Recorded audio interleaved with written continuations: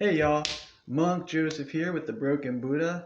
So today I want to bring a conclusion to the Christian Contemplations series, and this is coming a little earlier than I thought because I was going to put, and I still may, go through the whole King James Bible, the Peshitta Bible, the Septuagint, which are the other two Pew Bibles that preceded the King James Version. But I think I can wrap this up nicely and give you guys enough to think about because the whole purpose of this series was to get Christians to contemplate their own religion and how to follow their own sage. So I am a Gnostic Christian. I'd hate to throw that there are two different kinds of Christianity. And guys, this is not going to be I'll make it as quick as I can, but it's not going to be a very short video. I got some mint tea here. We're going to have a nice talk. So there are two different kinds of Christianity: mainstream Western Christianity, which is based on the King James Bible and a prayer and a ritual that will lead you to salvation regardless of how you believe that it's regardless of how they act or what they do, and it's very custom to each person. It's actually very similar to like bastardized Taoism, I want to say. Sorry to knock it, but let me finish and explain why, right? So the reason why we're ending the series now and why I'm able to fully explain Christianity in one video, not even a very long video, to completion, is because it's a lot simpler than you think. I made it a little bit, maybe like a quarter of the way through the Yemenite philosophy on the Torah while I was studying other things and realizing other things, and realized that it's like a very simple three-part equation. When you're looking at the King James Bible, which I love, by the way, I am a huge fan of the book of James. I read the book of James every morning for a very long time. I can't wait to get back to that practice. It's very, very enriching and very, very guiding in those footsteps, walking behind Yeshua as he was here and what he did. Yeshua, for the sake of this video, I'll be calling Jesus Yehoshua. And if you haven't read in the book of James, there's a passage that says that you at least need to know the guy's name to get into heaven. And I'm wondering how many people are going to be like, I don't know his real name. And it's like, if you can't read that first book of the New Testament, or the first book of the Old Testament, which I'm going to explain some other stuff here in, then there's probably not going to be much pity for you and what happens to you after you die. I mean, you can't even crack open the beginnings of books to see what's going on of your own religion. So anyway, so I started out in Christianity, and it's guided me beautifully through the Eastern religions and Enlightenment training. And that's where I'm coming from with this stuff. And let me get back to the core of this. So when you're breaking down the King James Bible, you need to break it up into the three parts that it was built on, right? You have the beginning parts, which are a creation story that was picked up, which mirrors almost every creation story if you follow any of the other religions or have looked into them. And then there is the worship of Yahweh brought in by Judaism. Now, Yahweh is not God. Yahweh is a continuation of a deity called El, who was the Canaanite god of weather and war. So if you're not yet, hold on, not yet. And then there is the compilation of the experiences of Yehoshua, or Jesus, if you will. So it's three parts you're looking at. You're looking at a creation story, which I stand by firmly.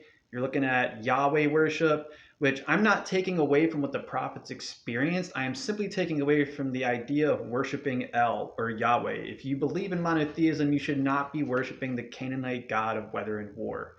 And I saw this in multiple sources. And then, of course, at the end, you have the compilation of Yeshua's experiences, which I stand by firmly. Now, why this is so important is because if you believe in monotheism, then you should not be worshiping a Canaanite god of weather and war. You should not be worshiping Yahweh. And I'm not taking away again from the experiences that the prophets and other beings had with God, or the all that is, or whatever you want to call it. But the whole Yahweh thing is a slippery slope. And I do believe that it's very easy when that's the only being that you know. I mean, they inherited it from, I believe, two other cultures before them. Oh, it's this thing that we heard of. It's our God. It's our God that we inherited from them. So that's what it is, because it's our God. It's talking to us. And it's a very weird, slippery slope.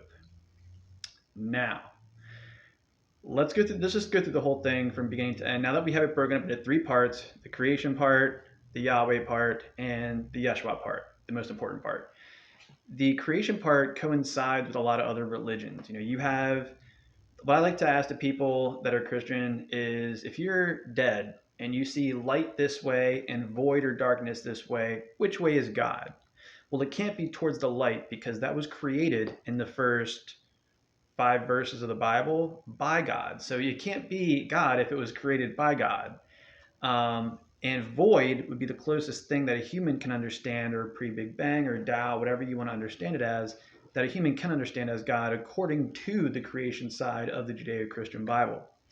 So you have that. And then in the creation part, you also have the concept that between earth and the upper firmament is called heaven. Definitively, this existence could be heaven. And if you're looking at it from an Eastern religious standpoint of reincarnation, it's pretty graceful to allow you to keep trying and trying and trying and trying to perfect this stuff that's right in front of your face. So that's where that comes from. And guys, this is all, I had a discussion with somebody who's like, I was talking about the Hebrew cosmology, which is in Genesis, talking about, under the firmament is Sheol, the place where the darkness is, where all the souls are like storehoused in until Judgment Day. And she was like, I don't believe that. I don't believe that. I don't believe that there's a darkness we go to. And I'm like, I'm not telling you what I believe or theorize. I'm telling you what is in the book that you say you are part of the religion believes in, right? You say, I am this, I believe in this book. And I'm just discussing, hey, did you know this is in the book? And people are like, I don't believe it. Like, all you got to do is open it and read it, and it's all right there. So, and that's not hell, by the way. It's not definitively hell.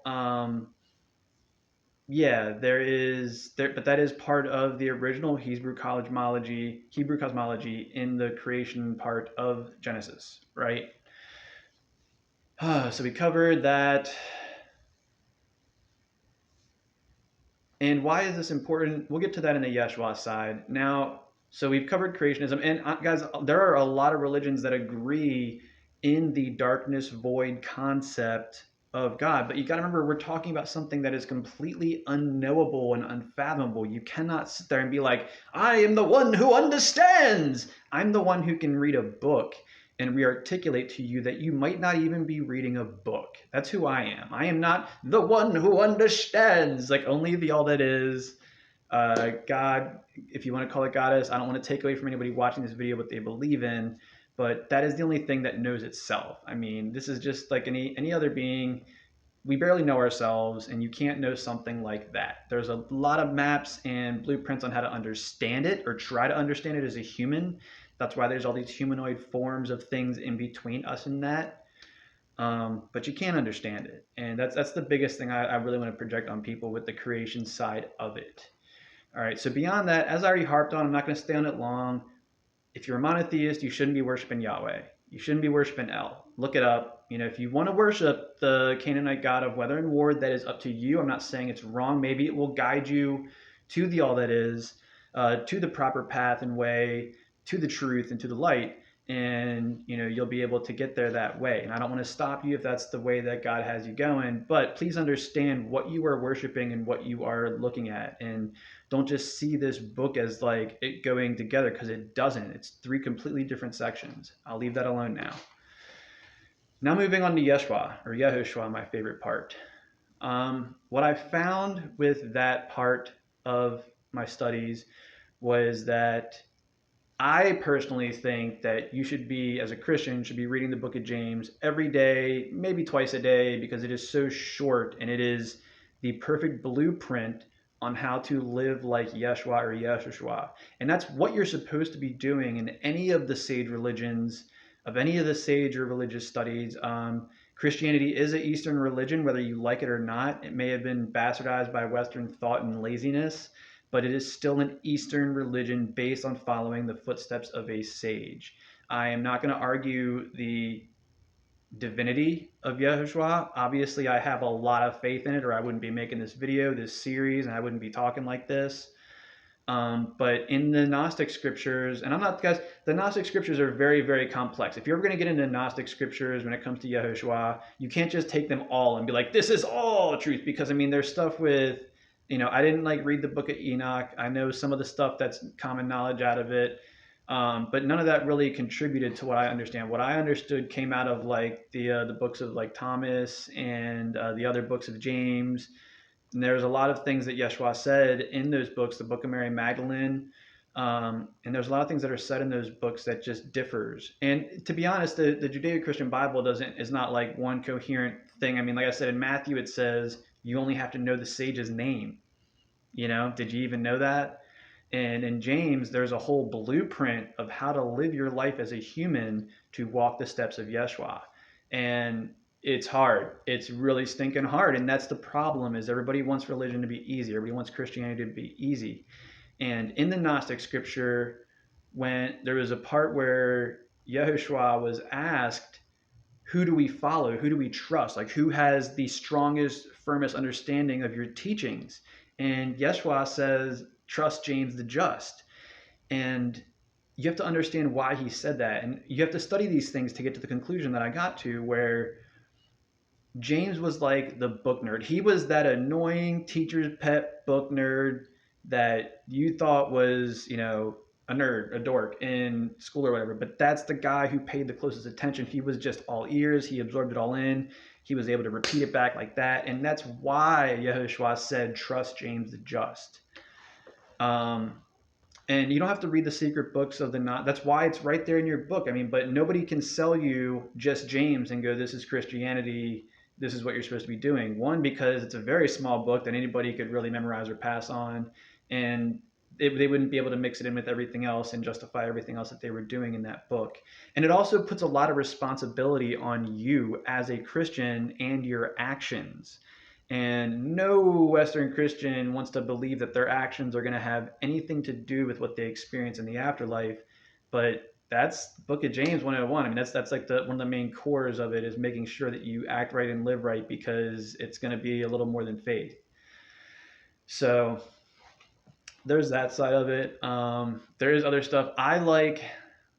This is going to be a little slightly controversial, and I didn't really want to bring this up, but in the Book of Mary Magdalene, she talks about what she's talking about there, because it's very cryptic and they don't tell you everything. But I will tell you this from studying Eastern religion. What she's talking about is encounters that one will have in the intermediate state when you have to face your own ego and desires and the things that you put above God and above Yeshua to maintain your ego and existence, something like that. It's really tricky. If you read it, though, that's what you're reading. You're reading intermediate state experiences of things you might encounter, just giving you an idea of things you might encounter. And, I think one of the disciples is like, how dare you say that he told you things that he wouldn't tell us? He loved us all. And, one of them was like, hey guys, like, I forgot the names, look it up. And they're like, hey guys, like, she's grieving too. I don't think she would lie to us when she's grieving the loss of our great sage. And back to his divinity, I will tell you a cool thing about the divinity of Yeshua. In Islam, they believe wholeheartedly in the Immaculate Conception. They just don't believe it as a son, the dichotomy of father and son. And when a being manifests within itself, that's covered in other religions too. So, I mean, everything that I have seen in almost every religion coincides that Yeshua manifesting within itself to teach the being within itself how to operate and how to get to merging and how to get to salvation is within the canon of other religions. So this is not like a huge farce when you hear these things that I'm saying. This is something that ties into every Eastern religion. And I think it's interesting that I think one of the funnest facts from the creation side of things is that the Hindu cosmology, the early Hindu cosmology and Hebrew cosmology are just like neck and neck. It is almost the exact same depiction, except for like what's beyond the dome and everything. But the whole idea of what we're experiencing here was almost definitively the same in Hinduism and Christianity. And if you don't know that, you should look into that, because that's the whole point of this. I'm not trying to shake you up. I'm not trying to get you shook up in your faith. I'm trying to help you solidify your faith by looking into these things, realizing that it is all on level with everything else and everything is going to be okay. There are sages and beings that are doing things to try to prepare to deal with all these things en masse in the afterlife, both for ourselves and for all beings, which is what the Eastern religions typically lean towards.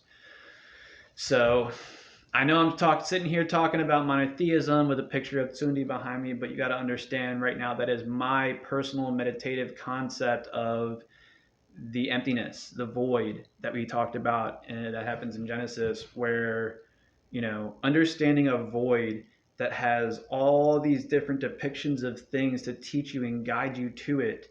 The only way that that picture would be perfect is if there was nothing there. And I understand the nothingness manifesting and creating all these different things to show us, to lead us back to it. But I still need a visual aid. And that's one of the visual aids. That's what I was talking about, where you have all these different, manifested visual aids to get us there that are between us and it. So you can see it or say it however you want, but it is what it is. It's something that I'm using to understand the void, the all that is that can't be understood, but I'm doing my best. And you should be doing your best instead of judging how I'm doing my best. If that came up in your mind while we were doing this video. I think that's it, guys. I think that's everything I have on Christian contemplation.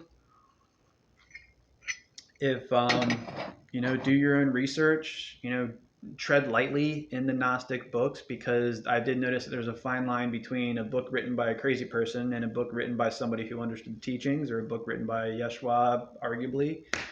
And there's just a lot of very amazing stuff. And you start to see parallels if you really get into that stuff and you're studying Eastern religion. It was a very, very long, scary road to study the way, the light, and the truth, the three religions based on those things at year zero. You're talking about the truth being Dharma, which is out of Hinduism and Buddhism, which had been around for, at that time, it had been around actively for 1500 to 500 years, 1500 years for Hinduism, 500 years for Buddhism. But he was saying, I am truth, I am Dharma.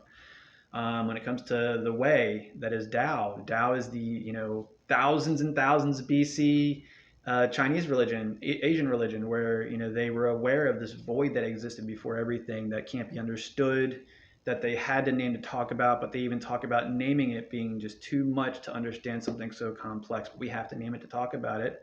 So you have the way, and then you have the light, which at the time Zoroastrianism would have been, 1,000 years old at that point, talking about Ahura Mazda. Forget the rest of the stories; that all got added on much later.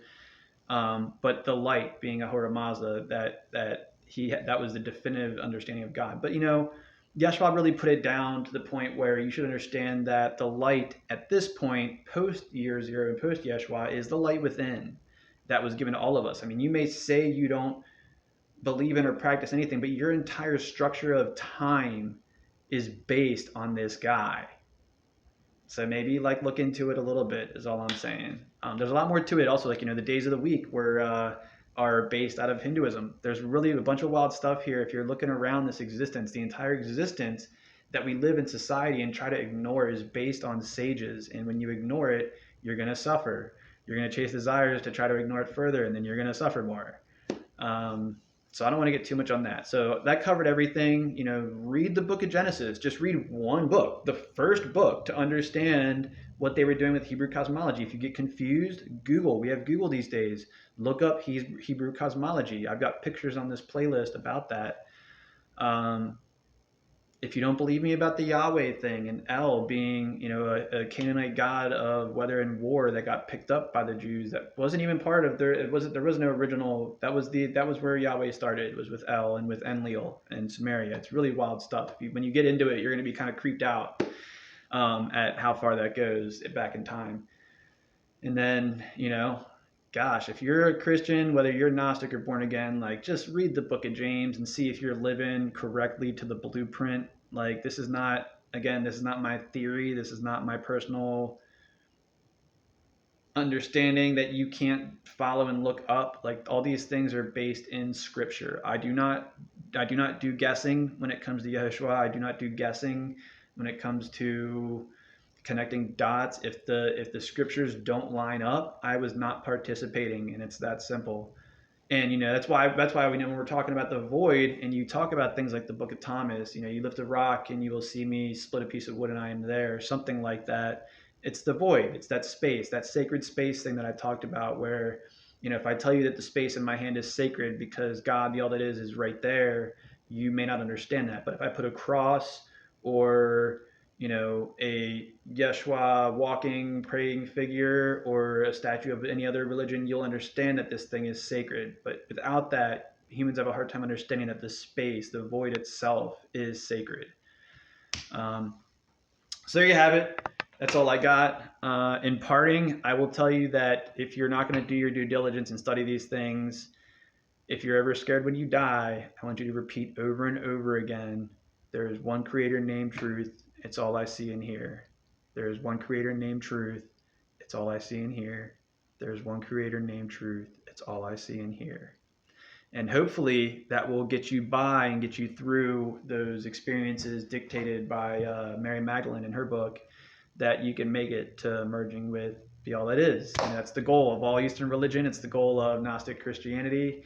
And it's talked about how impossible it is, but I just gave you the best piece of information that I can possibly give you, which is research. Gnostic Christian, Gnostic just means to know, or salvation through knowledge.